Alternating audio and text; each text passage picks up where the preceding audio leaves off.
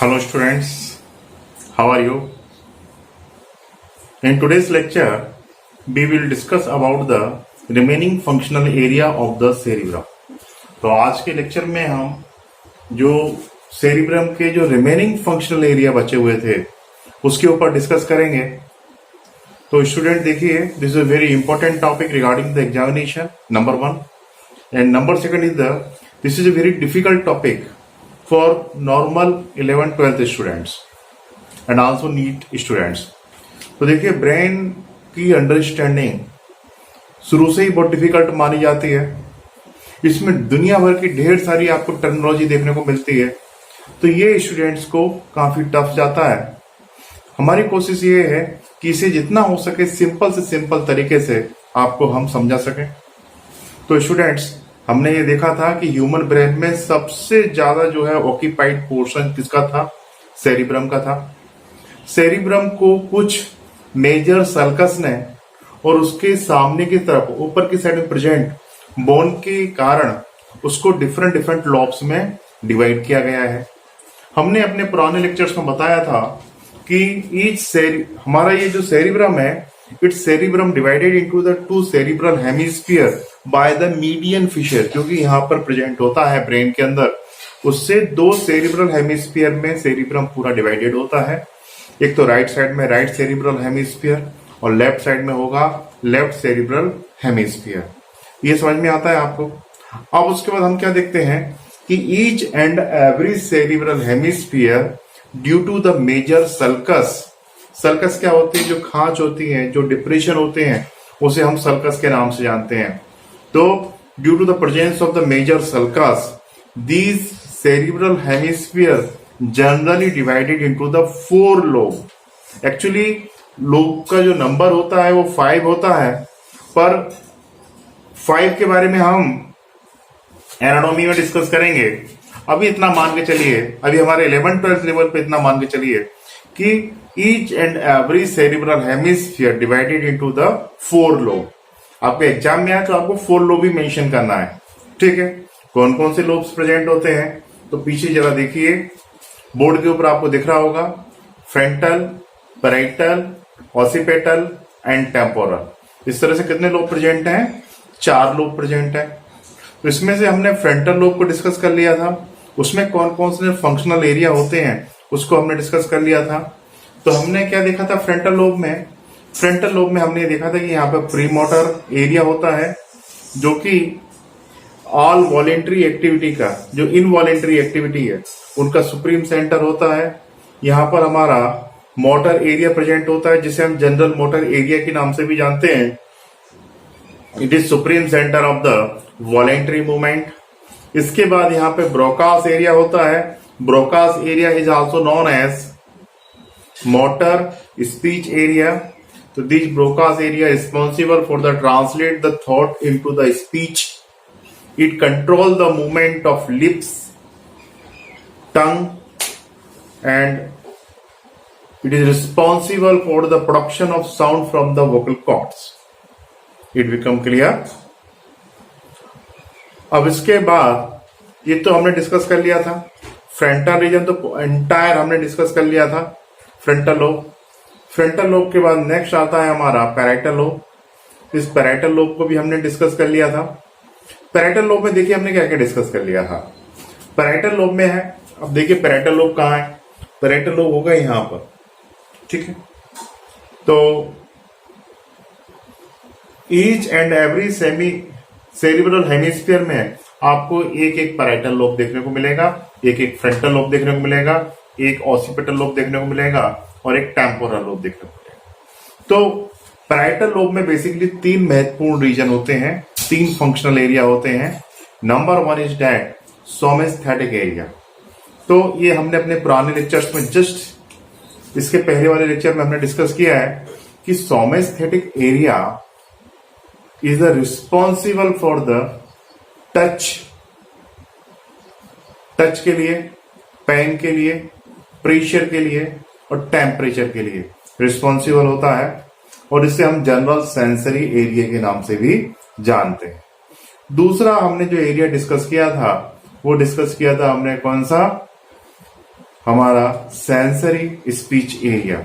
Sensory speech area जो होता है यह अंडरस्टैंडिंग ऑफ स्पीच और लैंग्वेज की समझने के लिए रिस्पॉन्सिबल होता है। It is also known as the Brodmann's area. इसे हम ब्रॉडमैन्स एरिया के नाम से जानते हैं। It become clear. इसके अलावा इस पैराइटल लोब में एक एरिया और भी प्रेजेंट होता है, इसे हम टेस्ट एरिया के नाम से जानते हैं। It is also known as the gustatory area.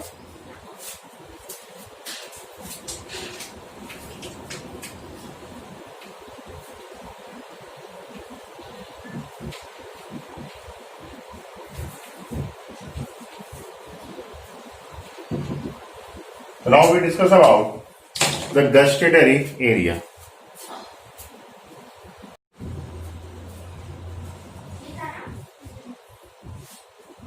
We are discussing about the parietal lobe. Parietal lobe के ऊपर डिस्कस कर रहे थे। In parietal lobe, the major functional area are somatic area. These area basically related. Somatic area is also known as the sensory motor area. Sensory motor area, and hence this area related with the touch, pain, pressure, temperature and so on. We already discussed about the somatic area. Next area is that sensory speech area. Sensory speech area is known as the Brodmann's area, or this area is responsible for the understanding of language or understanding of speech. उसको समझने के लिए जो area responsible होता है, this area is the sensory speech area. Next area जो कि हमने अपने पुराने लेक्चर्स में नहीं डिस्कस किया, अब हम उसको डिस्कस करने वाले हैं। These are the gustatory area. अब गस्टेटरी एरिया, अब ये एरिया क्या करेगा? देखिए स्टूडेंट्स, ये एरिया जो होता है, ये एरिया टेस्ट से रिलेटेड होता है। मतलब कि जो टेस्ट वर्ड हमारी टंग में प्रेजेंट है, उनसे जो इंफॉर्मेशन आ रही है वो इंफॉर्मेशन किसके पास पहुंचेगी? हमारे सेंसरी, हमारे गस्टेटरी एरिया के पास पहुंचेगी। ठीक है, तो this area concern with the science of test.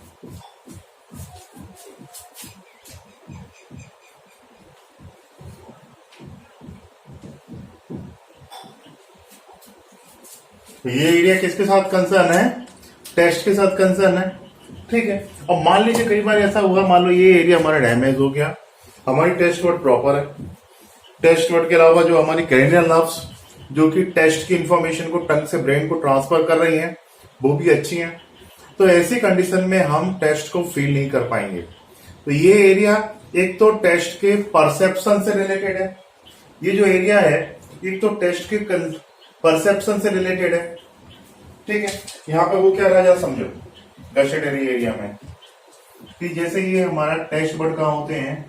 टंग के ऊपर होते हैं। सपोर्टेड ये टंग के ऊपर आपके टेस्ट बर्ड्स हैं। ठीक है, जनरली 4 टाइप के टेस्ट बर्ड होते हैं, यू नो दैट। ठीक, तो यहाँ से जो है क्रेनियल नर्व्स जो होती हैं, जो सेंसरी नेचर की हैं, वो क्या करेंगी? इस टेस्ट की इंफॉर्मेशन को कहाँ भेजेंगी?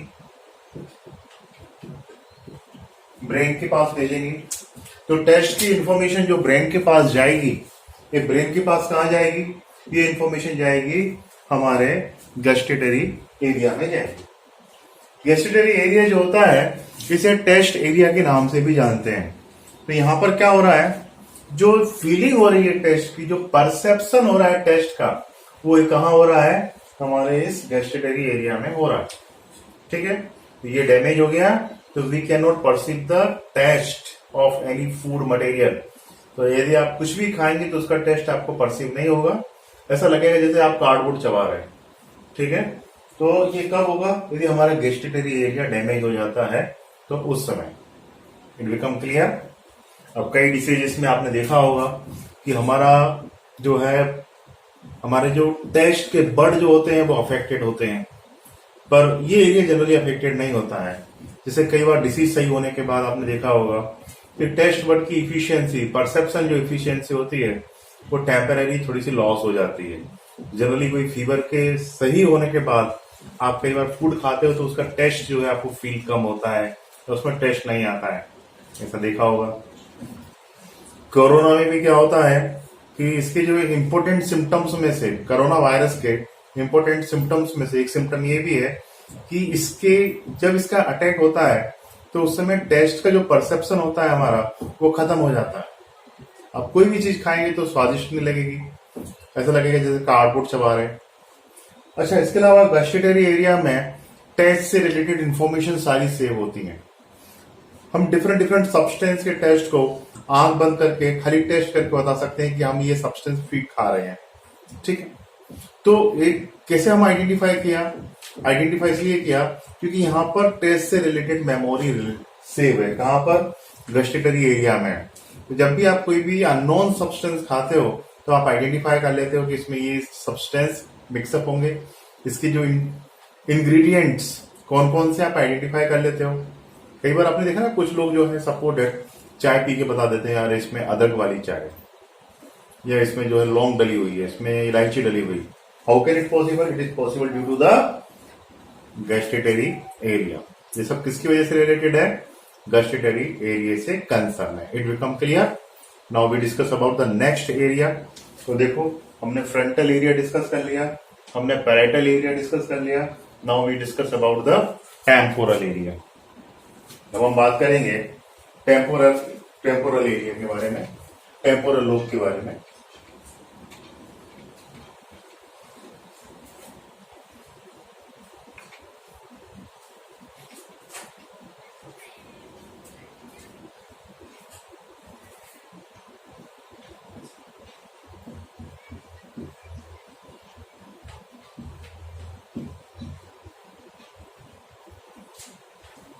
So now we discuss about temporal lobe. अब टेम्पोरल लोब में देखिए कौन कौन से एरिया होते हैं। टेम्पोरल लोब में आपको देखने को मिलेगा, पहला तो ऑडिटरी एरिया,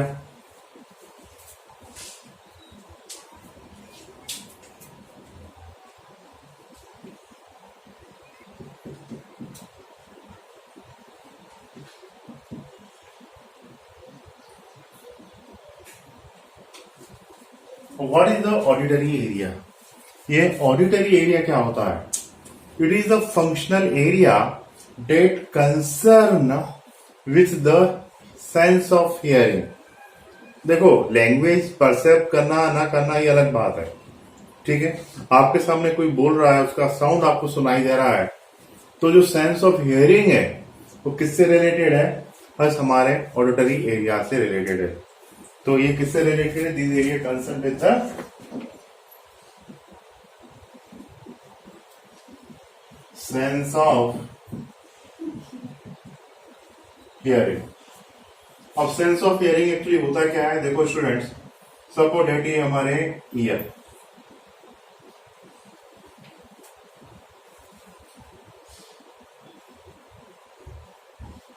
साउंड जो है हमारे ईयर से हमारे कान के अंदर गया, ये ईयर पिन्ना से साउंड हमारी बॉडी के अंदर जाएगा, मतलब कि एक्सटर्नल ईयर से मिडिल ईयर में जाएगा, जिसमें 3 बोन होते हैं मिस। और वहां से ये जाएगा कहां पर? इंटरनल ईयर में। और इंटरनल ईयर में एक ऑर्गन होता है जो कि कुछ इस तरह से होता है, जैसे कि स्प्रिंग देखिए, उस तरह का ये ऑर्गन होता है, और इस ऑर्गन को हम बोलते हैं कॉक्लिया।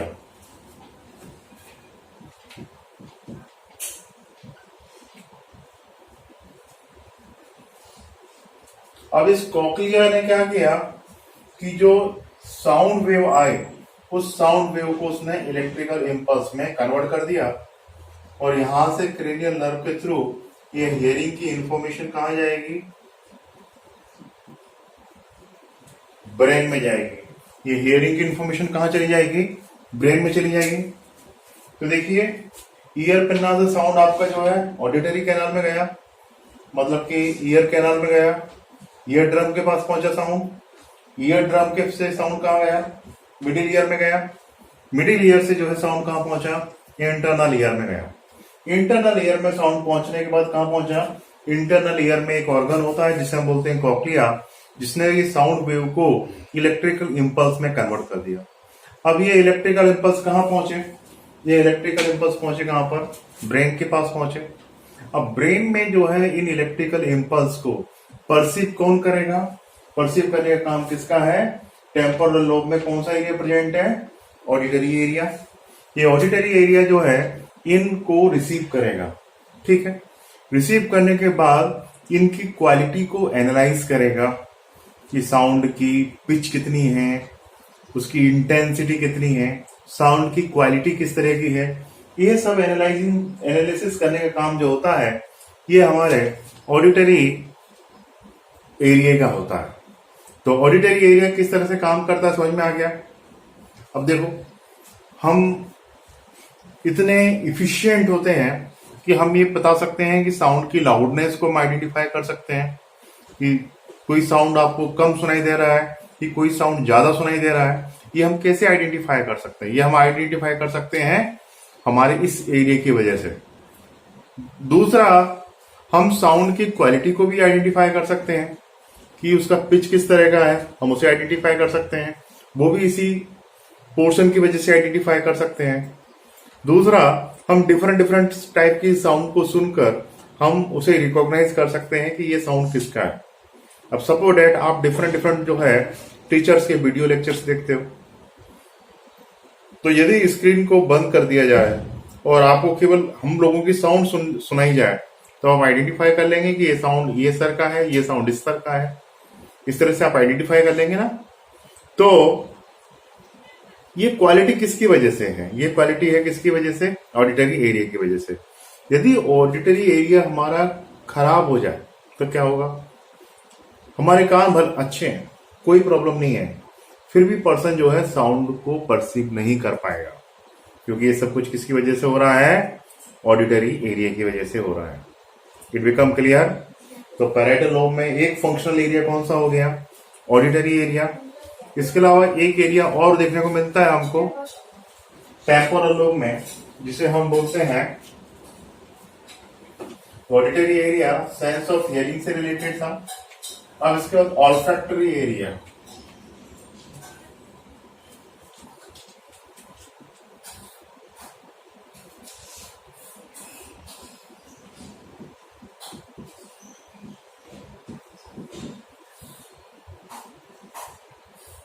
अब olfactory area is concerned with the sense of smell, ठीक है, या olfaction। तो ये एरिया किससे कंसर्न है? This area concern with the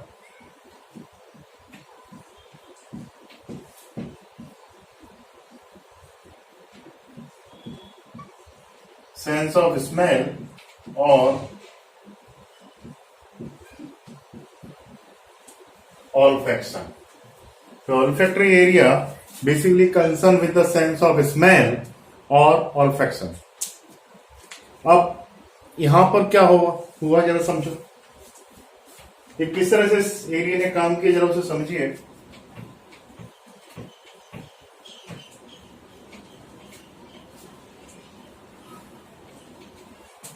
देखिए ये इस तरह से वर्क करता है। जैसे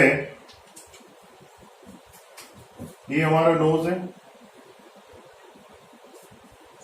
नोज के अंदर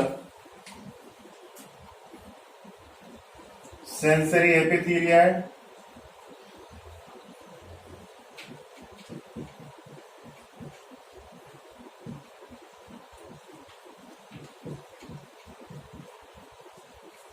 olfactory सेंसरी एपिथेलिया। अब ये एपिथेलिया जो इंफॉर्मेशन जाएगी उससे कहां जाएगी?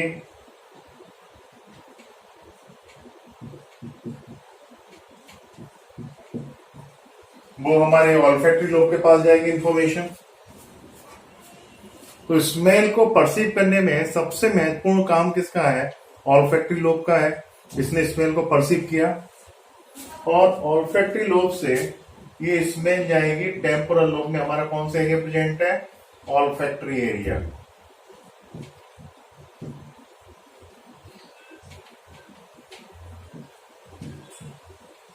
तो स्मेल की इंफॉर्मेशन ऑल्फैक्टरी लोब से सेरिब्रम के किस पोर्शन में पहुंची?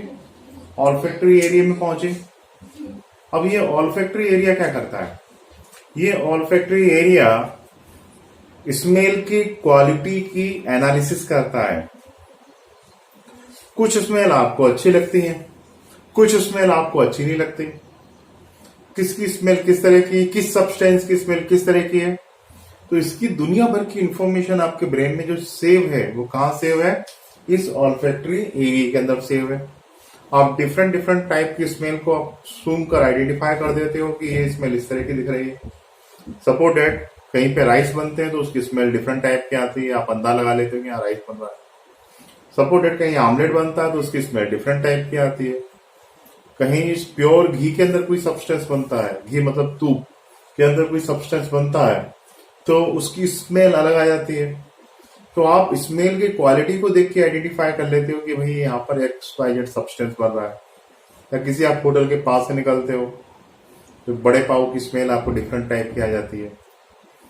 यदि बड़े पाव की जगह मान लीजिए कोई दूसरा प्रोडक्ट बन रहा है तो उसकी अलग टाइप की स्मेल आ जाएगी। सपोर्टेड कहीं बिरयानी बन रहा है, कहीं कोई कबाब बन रहा है, डिफरेंट टाइप की उसकी स्मेल आ जाएगी।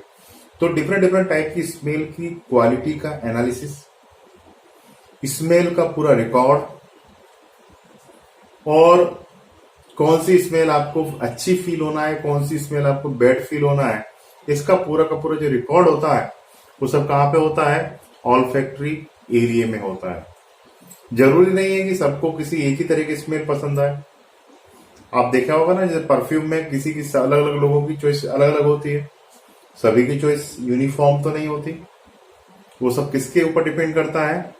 तो everything depend upon the olfactory area. किसके ऊपर डिपेंड करेगा स्टूडेंट? ये ऑल्फैक्टरी एरिया के ऊपर डिपेंड करेगा, जो कहां प्रेजेंट है?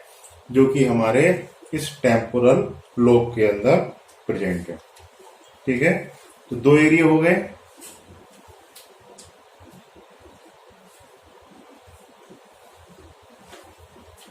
अब इसके बाद देखिए, यहां पर एक एरिया और देखने को मिलेगा जिसे हम बोलेंगे वार्निक्स एरिया। तो ऑडिटरी एरिया हो गया, ऑल्फैक्टरी एरिया हो गया,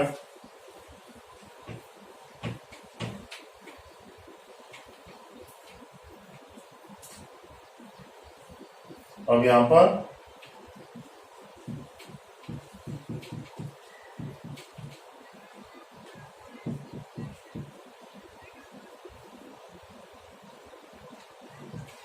स्पीच एरिया। तो वार्निक्स स्पीच एरिया यहां पर देखने को मिलेगा, टेम्पोरल लोब में देखने को मिलेगा। It help in the understanding of speech. ये एरिया क्या करेगा? Help in understanding of speech. देखो, तीन एरिया स्पीच से रिलेटेड है। एक तो हमारा ब्रोकास एरिया जो फ्रंटल लोब में था, जो कि स्पीच मोटर एरिया था। दूसरा पैराइटल लोब में था, कौन सा एरिया था? वहां पर ब्रॉडबैंस एरिया था या सेंसरी स्पीच एरिया था। तीसरा एरिया टेम्पोरल लोब में है, क्या नाम है उसका? उसका नाम है वार्निक्स स्पीच एरिया। तो वार्निक्स स्पीच एरिया जो होता है ये हेल्प करता है अंडरस्टैंडिंग ऑफ स्पीच में।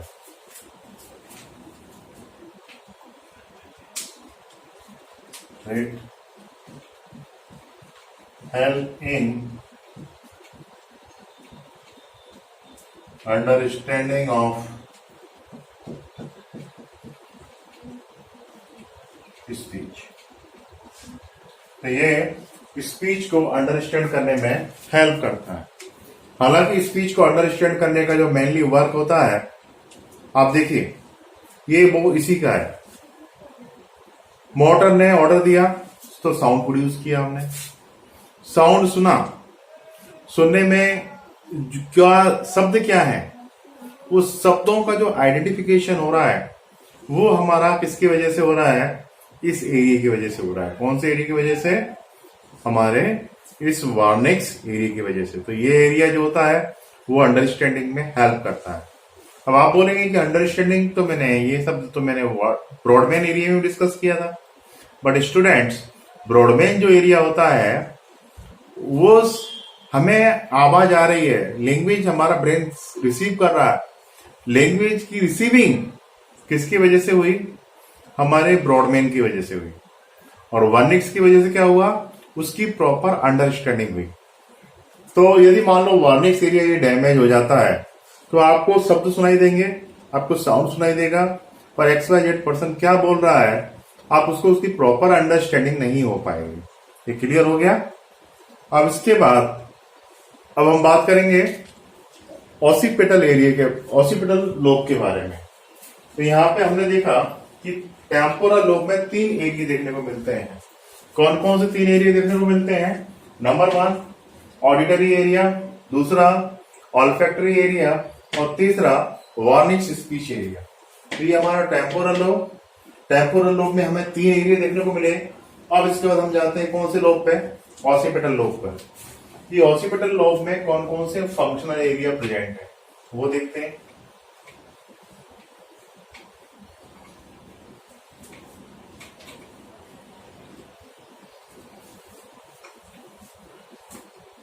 तो यहां पर देखिए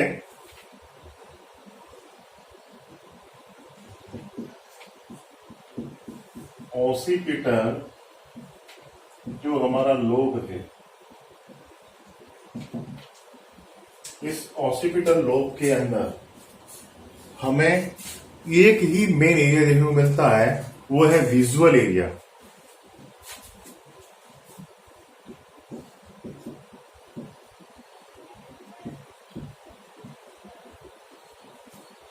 तो ये जो ऑसिपिटल लोब है इसमें आपको कौन सा एरिया दिखाई देगा?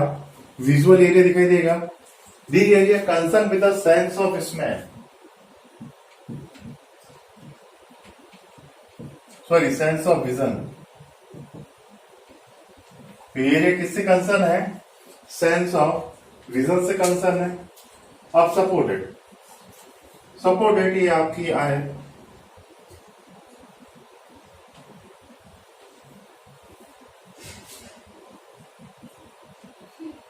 और आपने कोई तो भी ऑब्जेक्ट देखा,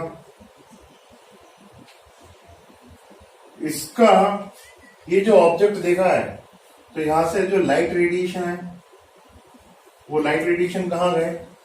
आपके आई में गए। हमारे आई का एक पोर्शन होता है जो जिसे हम बोलते हैं रेटिना। अब वो रेटिना क्या करेगा? इस विजुअल इंफॉर्मेशन को इलेक्ट्रिकल इंपल्स में ट्रांसमिट कर देगा। कौन? रेटिना। तो रेटिना इस विजुअल इंफॉर्मेशन को इलेक्ट्रिकल सिग्नल्स में कन्वर्ट कर देगा और ये इलेक्ट्रिकल सिग्नल्स हमारे जो है रेटिना से ये कहा जाएंगे? ये इलेक्ट्रिकल सिग्नल्स जाएंगे ब्रेन में, और ब्रेन में इन इलेक्ट्रिकल सिग्नल्स का जो परसेप्शन हो रहा है वो सब परसेप्शन कहां होगा? वो परसेप्शन होगा हमारे इस विजुअल एरिया में होगा, जो कहां प्रेजेंट है? इस ऑसिपिटल लोब में प्रेजेंट है। अब बाय द वे यदि ऐसा हो जाए कि ये एरिया हमारा डिस्ट्रॉय हो जाए तो देखो क्या होगा। तो डिस्ट्रॉय हो जाए तब क्या होगा, इसको डिस्कस करने के पहले मैं आपको एक बात बता देता हूं कि हमारा जो विजुअल एरिया होता है, ये विजुअल एरिया के एक्चुअली 2 पार्ट होते हैं। कौन कौन से 2 पार्ट होते हैं विजुअल एरिया के? तो देखिए स्टूडेंट्स, ये जो विजुअल एरिया है इसके 2 पार्ट होते हैं। एक तो विजुअल सेंसरी एरिया होता है, जिसने की जो इम्पल्स के फॉर्म में जो इमेज की इंफॉर्मेशन आ रही है, इलेक्ट्रिकल इम्पल्स की फॉर्म आ रही है, तो उस इंफॉर्मेशन को रिसीव कौन करेगा? यहाँ पर एक विजुअल सेंसरी एरिया होता है, वो उसे परसीव करेगा। बाद में जो विजुअल एसोसिएशन एरिया है वो परसेप्शन ऑफ इंफॉर्मेशन करेगा। ठीक है, जो भी कुछ आंखों ने देखा उसके थ्रू क्या क्या इंफॉर्मेशन परसीव हुई आपके ब्रेन को, उसका एनालिसिस भी कहां होगा? इस विजुअल एरिया में होगा। आपको एक चीज जान के बहुत आश्चर्य होगा कि हमारी आंखों में उल्टा इमेज बनता है।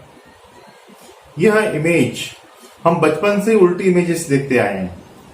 तो बचपन से जब हम उल्टी इमेजेस देखते आए हैं तो वो उल्टी इमेजेस हमें सीधी दिखने की आदत हो गई। तो इस तरह से हम जो है सीधा देखना चालू कर दिया। अब सपोज डेट कई बार आपने देखा होगा कि कुछ डायग्राम ऐसे होते हैं जिन्हें देखकर आपको विजुअल हिलुसिएशन हो जाता है, भ्रम हो जाता है। वो सब किसकी वजह से होता है? हमारे ब्रेन की इसी कमजोरी की वजह से। अब जैसे मान लीजिए कोई दो पोल है, माइनर डिफरेंस है, पर एक छोटा ज्यादा है दूसरा बड़ा ज्यादा है, तो बड़ा वाला हमें पास दिखाई देगा, छोटा वाला दूर दिखाई देगा।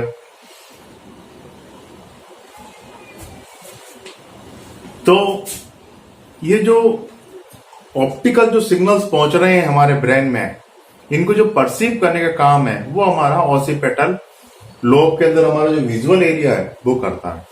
यदि विजुअल एरिया डिस्ट्रॉय हो जाए तो पर्सन ब्लाइंड हो जाएगा। उसकी आपको आंखें अच्छी दिखाई देंगी, ओपन आई दिखाई देंगी उसकी, तो पर्सन कैसा हो जाएगा? ब्लाइंड हो जाएगा। कब? यदि उसका ये विजुअल एरिया किसी वजह से डिस्ट्रॉय हो जाए उस समय। ठीक है, तो इस तरह से हमने क्या किया, हमने हमारे सेरिब्रम के जितने भी फंक्शनल एरियाज हैं उनके ऊपर हमने डिस्कस कर लिया। तो मुझे लगता है कि सेरिब्रम में जितने भी फंक्शनल एरियाज हैं वो सभी आपको समझ में आ गए होंगे, कहीं कोई कंफ्यूजन नहीं होगा आपको। ठीक है, तो आज के लेक्चर में इतना इनफ। अब नेक्स्ट लेक्चर में सेरिब्रम से एसोसिएटेड और कौन कौन से स्ट्रक्चर्स हैं उनके ऊपर हम डिस्कस करेंगे, और इसके साथ साथ हम जो है डायनसेफेलॉन के ऊपर भी डिस्कस करेंगे। ठीक है, तो ये हम नेक्स्ट लेक्चर में डिस्कस करेंगे। तो आज के लेक्चर में इतना इनफ। इससे रिलेटेड कोई भी यदि प्रॉब्लम्स है तो आप हमें व्हाट्सएप कर सकते हैं। तो स्टूडेंट एक चीज ध्यान रखिए, न्यूरल सिस्टम काफी टफ चैप्टर है, ये हमारा एग्जामिनर भी जानता है, और कंपटीशन को रेगुलेट करने के लिए वो इसमें से ऑर्डिनरी क्वेश्चन कम पूछता है, थोड़े से कंसेप्चुअल क्वेश्चन ज्यादा पूछता है। तो नर्वस सिस्टम टफ जरूर है पर इसकी प्रॉपर अंडरस्टैंडिंग भी होना चाहिए। ठीक है, तो इस लेक्चर को सुनिए अच्छी तरह से, एनसीईआरटी को रीड कीजिए, और उसके साथ साथ में आपके पास जो भी एमसीक्यू बुक है उसमें से करस्पॉन्ड टॉपिक के एमसीक्यू सॉल्व करो। जो भी दिक्कत आती है वो आप मुझे पूछिए। Thank you.